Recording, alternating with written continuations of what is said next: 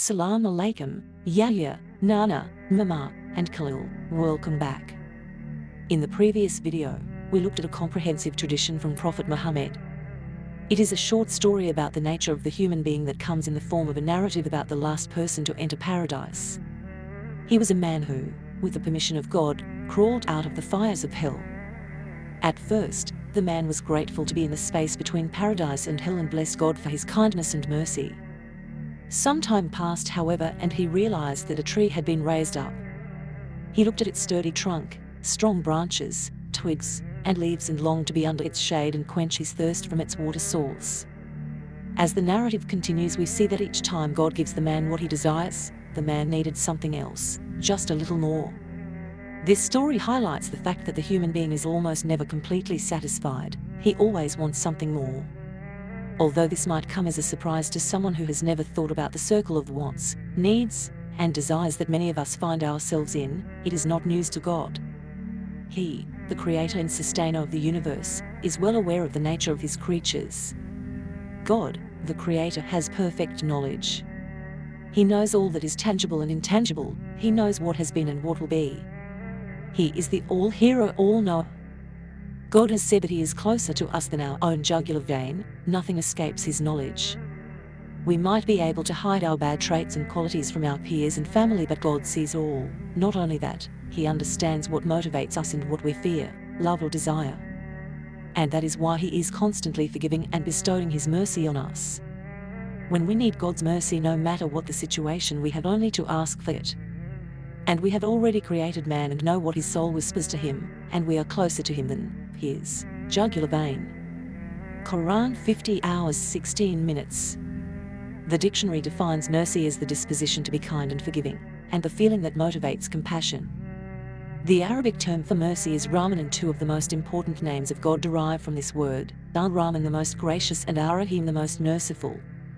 The mercy of God is that ethereal quality that embodies gentleness, care, consideration, love, and forgiveness. When these qualities are observable in this world, they are a mere reflection of God's mercy towards his creation. In this story, we are able to see God's mercy manifest in the gentle way with which he deals with this last man to crawl out of the fires of hell. At this point, it is thought-provoking to notice that this man did not enter paradise through his good deeds, far from it. In the end, he entered paradise by the mercy of God. It could be said that God bestows his mercy even though it may not, to the human eye, be deserved. God has in fact promised that anyone who has the true belief in his heart, even if he has committed many sins, will one day enter into paradise. To reinforce this understanding, Prophet Muhammad left us with the following saying: "Whoever dies without committing shirk, associating partners, with God shall enter paradise." The fact that people, including the man under discussion, will be brought out of hell and admitted to paradise will not cause these blessed people any sorrow or distress. This is because God tells us that paradise is the abode of delight. There is nothing in either the Quran or the traditions of Prophet Muhammad to suggest that these people will live with regret after entering paradise due to the punishment that they experienced in hell. This is clear from the man's delight and joy when he found himself in the space between paradise and hell. He seems to have immediately recovered and is already looking toward the future. In other traditions from Prophet Muhammad, we know that paradise will cause the Muslim to forget all hardship that he faced in this world. Thus, it is not far-fetched to say that this also includes the hardships experienced in hell before admittance to paradise.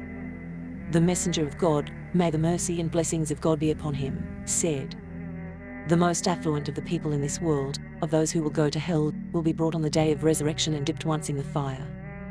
Then it will be said, 'O son of Adam, did you ever see anything good?